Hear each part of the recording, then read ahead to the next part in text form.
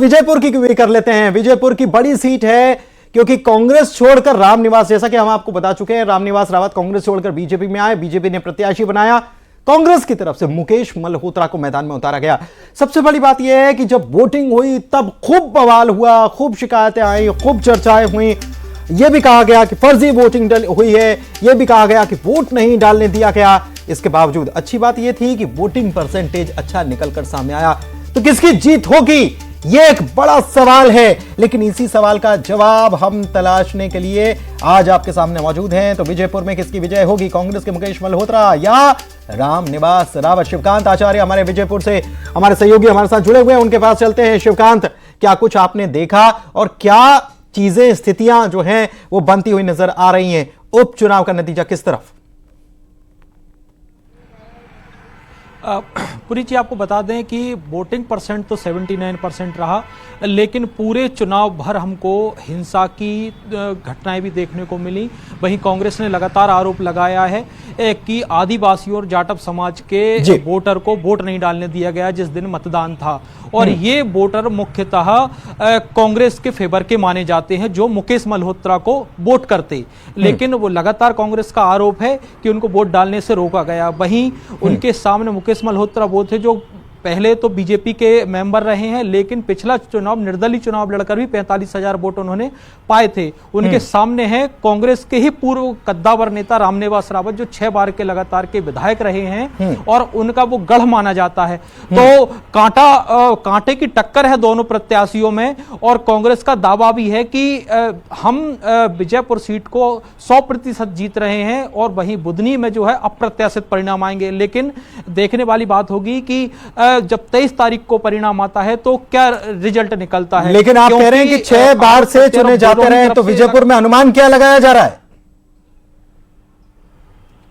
पुनीत, अनुमान यही लगाया जा रहा है कि आगे अगर कद्दावर नेता के तौर पर देखा जाए तो रामनिवास रावत कहीं ना कहीं थोड़े बहुत आगे दिख रहे हैं, और कांग्रेस कहीं बैकफुट पर से इसी आधार पर नजर आ रही है कि उनका कहना है कि हमारे वोटर को वोट नहीं डालने दिया गया, यानी मनोवैज्ञानिक तरीके से वो पहले से इस चीज के लिए ठीक है। सत्यप्रकाश जी के पास चलते हैं। रिपोर्टर्स के पोल पे अनुमान कि बीजेपी यहां से जीत सकती है। विजयपुर बड़ी टफ सीट है और बड़ा कड़ा मुकाबला देखने को मिला। सत्यप्रकाश जी, क्या कुछ आपका नजरिया इस पर?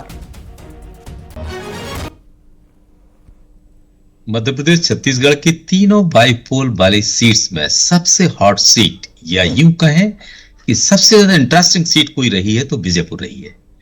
उसके पीछे कारण है कि वहां से वो नेता बीजेपी से चुनाव लड़ रहे थे जो पहले कभी कांग्रेस में थे, और वो कांग्रेस के कद्दावर नेता थे, क्योंकि वो 93 से लगातार चुनाव लड़ते रहे। केवल 98 और 2018 में के इलेक्शंस को छोड़ दिया जाए, उन्होंने हर बार जीत दर्ज की। इसके पीछे एक चीज, बड़ा अच्छा चीज देखिए, जैसा कि शिवकांत जी बोल रहे हैं, मैं शिवकांत जी की बात को आगे ले जाता हूं। आपने देखा होगा कि जब कांग्रेस मध्य प्रदेश में 40 सीट से भी नीचे जाती थी, तब भी रामनिवास रावत वहां जीत दर्ज करते थे।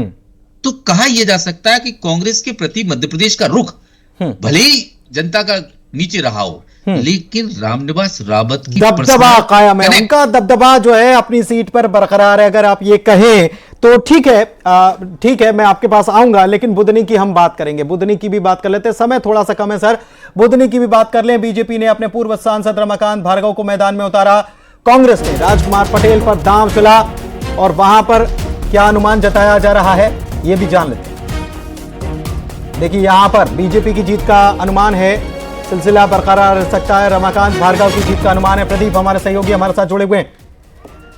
प्रदीप, क्या कुछ अनुमान? देखिए, बुधनी विधानसभा चुनाव चूंकि शिवराज सिंह चौहान का गढ़ है, वहां उनका मैजिक चलता है, वहां उनके बेटे का मैजिक चलता है, तो शिवराज सिंह चुनाव में 1 लाख की जो लीड ली, कांग्रेस के तमाम प्रयासों के बाद भी ऐसा अभी अनुमान लगाया जा रहा है कि वो लीड कवर करते हुए दिक्कत आई। इसलिए उम्मीद अभी लगाई जा रही है कि भारतीय जनता पार्टी के प्रत्याशी रमाकांत भार्गव मिनिमम अंतर यानी 20,000 के अंतर से जीतने की कयास यहां लगाई जा रही है। मतलब अंतर कम हो जाएगा, आप ये कह रहे हैं अंतर कम हो जाएगा, लेकिन बुधनी में बीजेपी की जीत का अनुमान जो है वो तो यहां पर नजर आ रहा है, क्योंकि शिवराज सिंह चौहान जो है उनका जादू जो है वो यहां पर चलता है।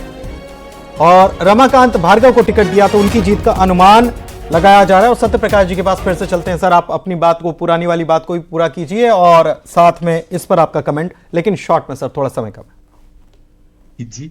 देखिए पुनीत जी, मैंने ये कहा कि रामनिवास रावत के लिए बीजापुर में पार्टी महत्वपूर्ण नहीं रही, उनका पर्सनल कनेक्ट जो जनता से है वो कहीं ना कहीं महत्वपूर्ण रहा। इसके कारण वो लगातार चुनाव जीतते रहे। और इस इलेक्शन में भी अगर बीजेपी आगे बढ़ती है तो ये उनके पीछे एक बड़ा फैक्टर है।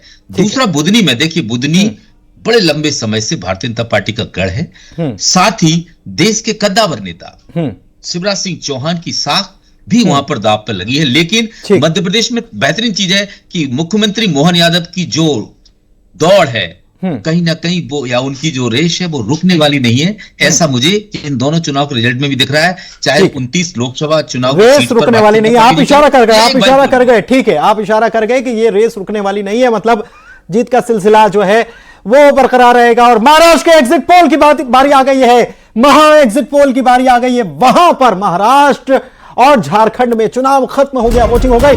देखिए महा एग्जिट पोल, महाराष्ट्र का 288 सीटें और 288 सीटों में क्या कुछ बताया जा रहा है। अगर महा एग्जिट पोल की बात कर ली जाए तो 143 सीटें एनडीए को मिलती नजर आ रही हैं और इंडी गठबंधन को 129 सीटों के आसपास रह सकते हैं। और अन्य की बात करें तो 7 सीटें जा सकती हैं। अलग अलग जो एग्जिट पोल आए हैं उसका महा एग्जिट पोल हम आपको बता रहे हैं। मेगा एग्जिट पोल जो है वो आप देख रहे हैं और इसके मुताबिक आप देखिए कि अलग अलग एजेंसी अलग अलग नंबर दे रही है, लेकिन अगर देखा जाए इन सभी एजेंसियों का अगर हम गुणा भाग देखें तो इसमें यह नजर आता है कि 143 सीटें एनडीए के पास जा सकती हैं और इंडी गठबंधन जो है 129 सीटें उसके पास जा सकती है।